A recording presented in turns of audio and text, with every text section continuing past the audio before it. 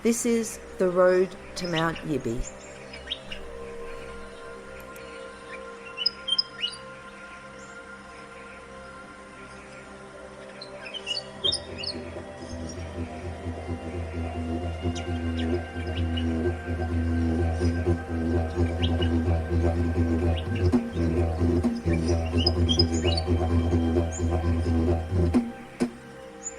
The trees. The next day, I start early. Know thine enemy is the lesson we will be following, based on evidence gathered at last night's meeting. General Number 3 praises my bravery. Wouldn't catch me in that hall, with all our dead brothers lining the wall. And the floors too, I remind them all. But they came from across the whole of Nadgery land. And I took notes, 5 pages full. Let's start with Tarawi, at the top of the valley. Its heyday was 1973. Their people are slow to take the hint. They talk and walk and think. In fact, everything is done excruciatingly slowly. We can use this advantageously. Jamestown is next, filled with townies who've left out of fear of a government conspiracy, probably armed to the teeth, but in full retreat. Allies, potentially, General Number 5 asked me. Yes, I say, that's what I think. Borough is another bother entirely. Their background is mining, in digging and finding and burning, General Number 5 reminds me.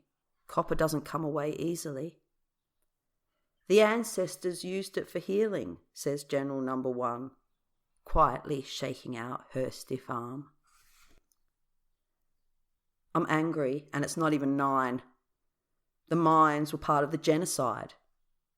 You don't hear that from the tourism guides or on the museum walls. In fact, you don't hear it at all.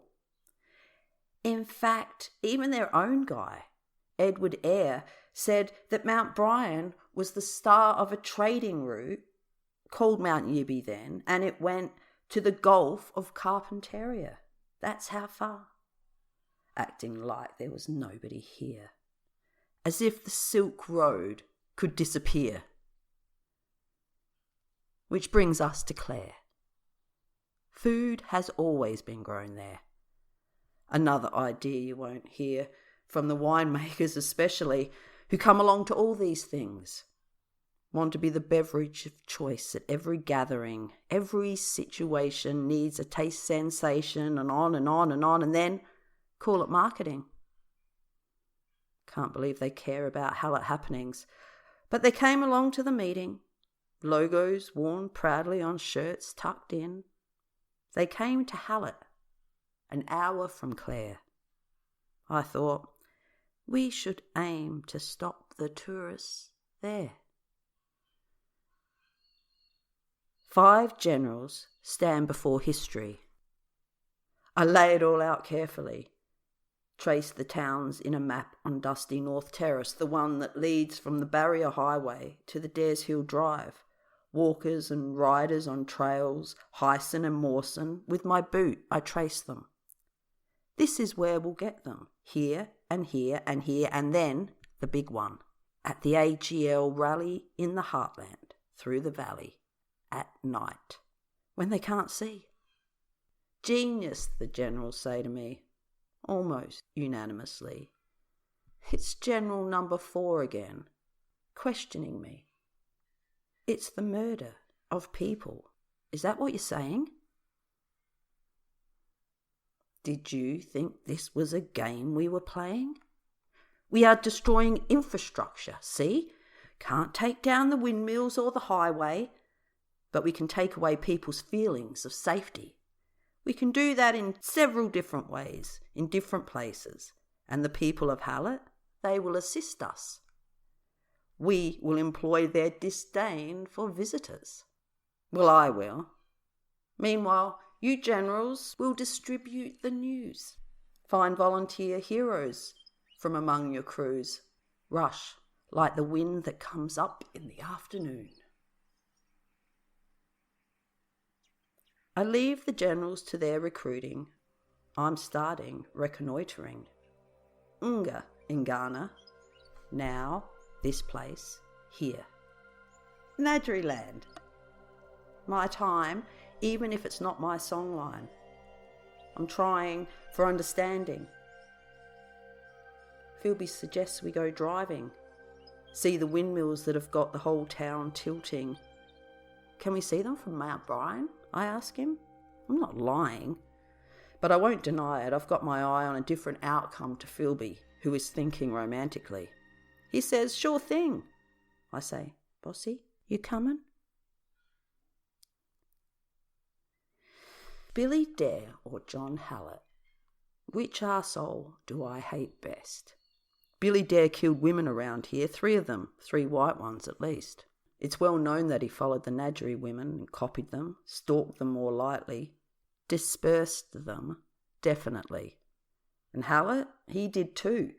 Let history show that John Hallett was a petty man, demanding justice again and again for a few sheep, until finally he had to vent. He sent a hitman to Mount Brian. It is here that vengeance should happen. It is here that vengeance shall be mine.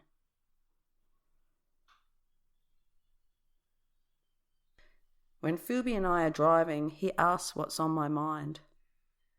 Radio is playing. Got my tin in my hand and a gleam in my eye. Just thinking, I say, stopping singing, about love, physics, time, something Kanye said. Philby asks, a rhyme? It was a podcast. It doesn't matter. Okay, he tries. Time, space, matter. But look out here. You can see for miles. This whole valley covered in campfires is what the early settler records say. I widen my eyes. It is beyond imagining today. What else do the records say? The records of the Magistrates' Court of SA, Philby says to me, clearly registered the Mount Brian massacre. It's all there for anyone to see. Anyone who can read, you mean? Mount Brian itself isn't that impressive. It's hard to tell which one it is, except from a distance. There it stands, amongst the hills of Hallett. I can't stand it. Even uttering the name reminds me of the nature of pettiness. Philby says, you'll have to get over it. And he's right, but I think of my sister suffering. It's like the colonisers are rewarding him. Forget it for a second, Philby says. Try enjoying this view. So that's what I do. Free your mind and the rest will follow. My mind is like an emu, so that's the way I go. I look at the windmills and think how fun it would be to write something about aliens landing and fighting. They really do look like them. Here people fight about the sound of them. Other places people fight for the birds that fly into them, their rights. Aha! Eureka! I cry. That's it, the missing piece in my strategy. Enlist the birds to assist in our fight to be free. There you go, says Philby. It really does help relaxing. See? For the 18th time that day, I think about killing him and kissing him. Love is strange, as they say. And he's right. The view is grand out this way. That evening, I went to a different kind of meeting.